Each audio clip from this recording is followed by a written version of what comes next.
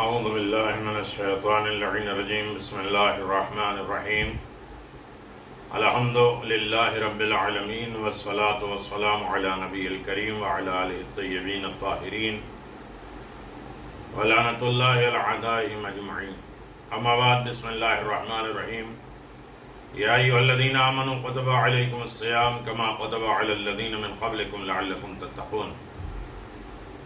سامعین محترم ناظرین گرامی قدر، ہماری تمام اچھائیاں، نیکیاں، اچھی سوچ، فکر، خیال، جو کچھ بھی ہے وہ بہرحال ہمارے لیے بھی فائدہ مند ہے اور جن نسلوں سے آ رہی ہے ان تمام بزرگوں کے لیے بھی فائدہ مند ہے۔ اس لیے کہا کہ اپنے بچوں کی اچھی تربیت کرو، جب وہ نیکی کرے گا اس کا پھل تمہیں ملے گا، چاہے تم قبر میں ہو اور برا ہوگا تو اس کا گناہ سزا بھی تمہیں کو ملے۔ تو یقیناً ماں باپ کے لیے بڑا رتبہ ہے، درجہ ہے، لہذا ہر عالم میں ہمیں انہیں یاد رکھنا چاہیے۔ کوئی ایک نیکی بھی ان کے نام سے کر دے تو انسان انہیں خوش کر دے گا، ان کے قبروں کو روشن کر دے گا، ان کے گناہوں کو معاف کرا سکتا ہے۔ فائل بند نہیں ہوتی مرنے والے کی، وہ عقیدے جو لے کے گئے ہیں اس کی فائل بند ہوگی، لیکن احکام اور اعمال کے صحیفے جاری و ساری رہیں گے۔ اولاد ہیں، نواسے ہیں، نواسی ہیں، رشتہ دار ہیں، قرابت دار ہیں، بھائی ہیں، بیوی ہیں، یہ یہاں سے پارسل کرتے جائیں گے، انہیں قبر میں ملتا جائے گا۔ یقیناً اِیصال ثواب کے ضمن میں بہت بڑی دولت ہے کہ ہماری خوش نصیبی ہے کہ ہم ہی ایصال ثواب کرتے ہیں۔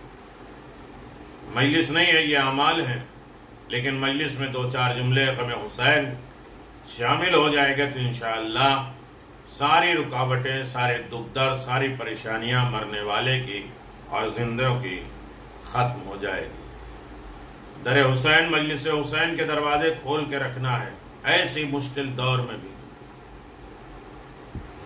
26 ماہ رمضان ہے، سن 40 ہجری ہے۔ علی ابن ابی طالب علیہ السلام کی شہادت 21 ماہ رمضان کو ہو گئی۔ جب مدینے میں امیر المؤمنین علی ابن ابی طالب کے سر پہ ضربت لگی ہے اور امیر المؤمنین اس دنیا سے 21 ماہ رمضان کے صبح کو دار الفانی کو چھوڑ گئے، پورے مدینے میں ایک ایسا عظیم کوہرام برپا ہوا، قیامت آ گئی۔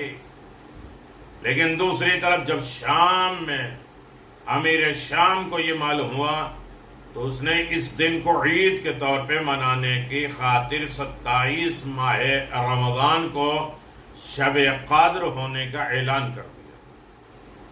اصل میں 27 تاریخ کو جو جشن منایا گیا تھا امیر شام کی طرف سے، یہ شہادت امیر المؤمنین کی بنیاد پہ، اور 27 ماہ رمضان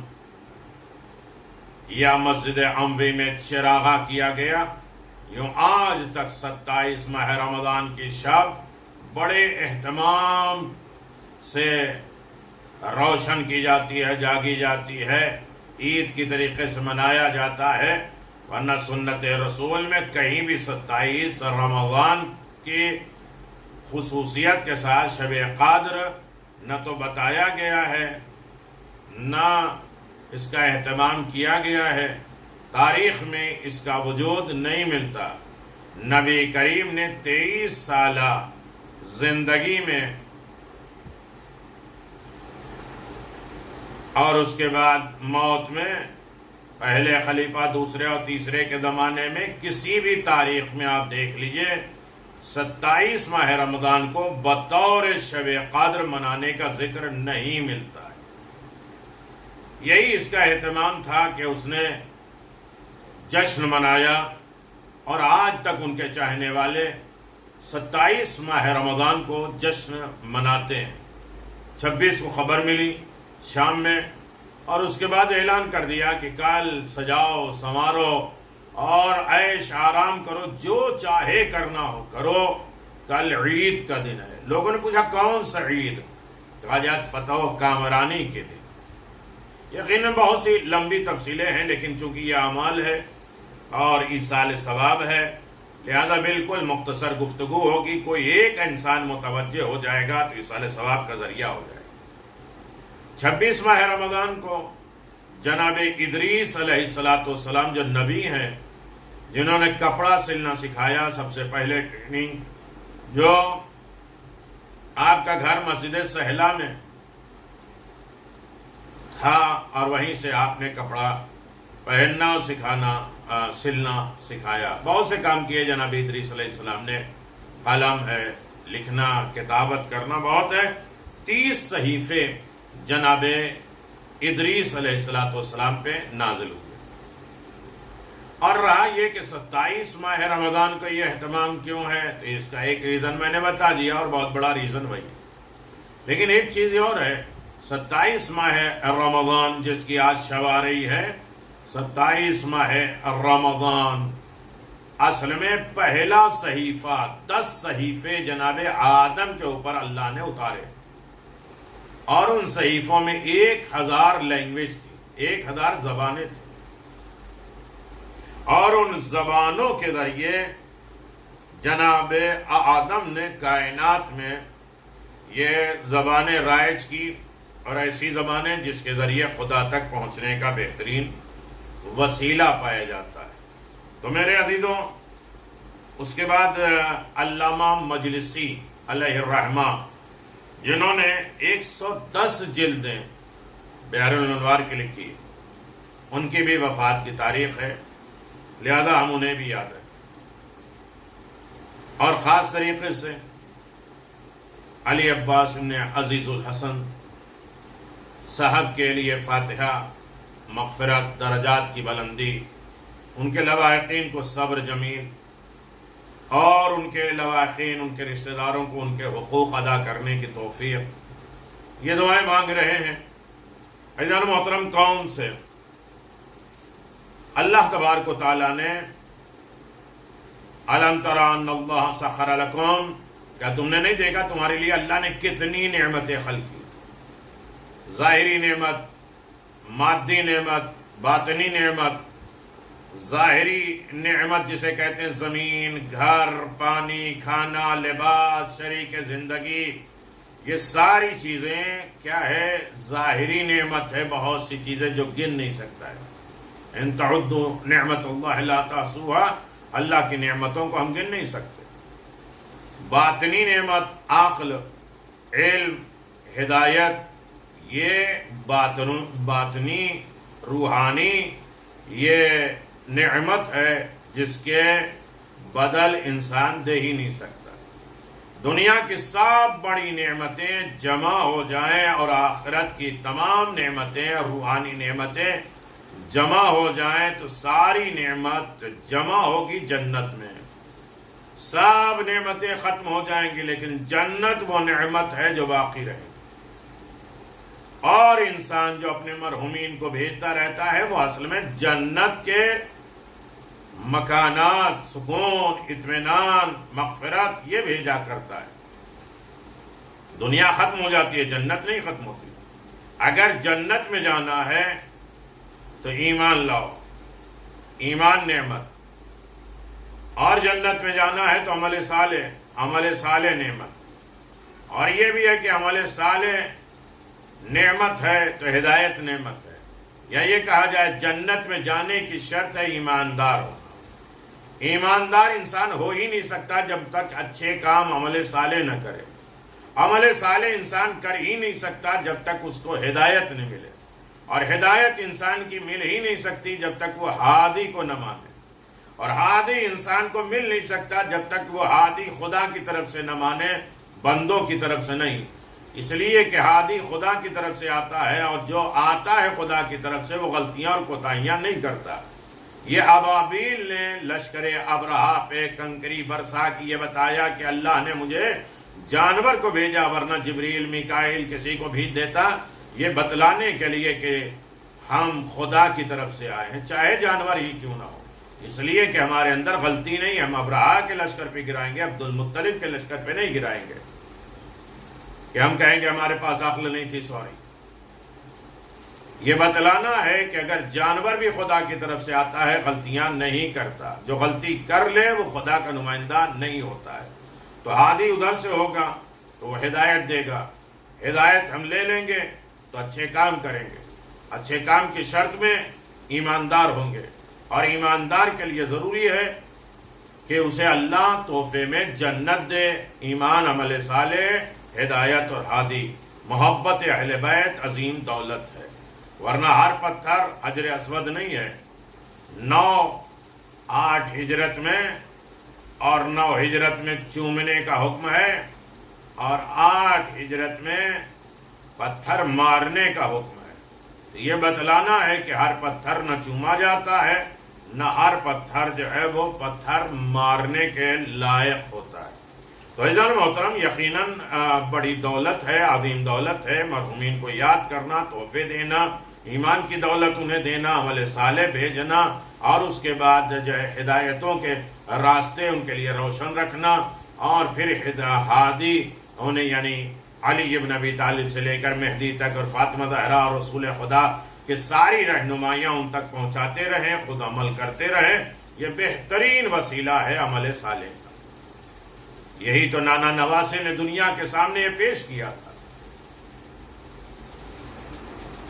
رسول نواسے کو دیکھ کے گریہ کر رہے ہیں. سیدہ نواسوں کو دیکھ کر نانا سے فریاد کرتی تھی، نانا یہ میرا بیٹا جو حسین میرے پیٹ میں ہے، یہ الگ الگ وقت میں الگ الگ سلام کیا کر رہا ہے. رسول روئے، نانا روئے. نانا نے تعارف کرایا حسین ابن علی کا. آسمان سے ہماری آئی ہیں نانا کی نواسے کے غم میں شریک ہونے کے لیے. ہر منزل پر دیکھ لیجیے.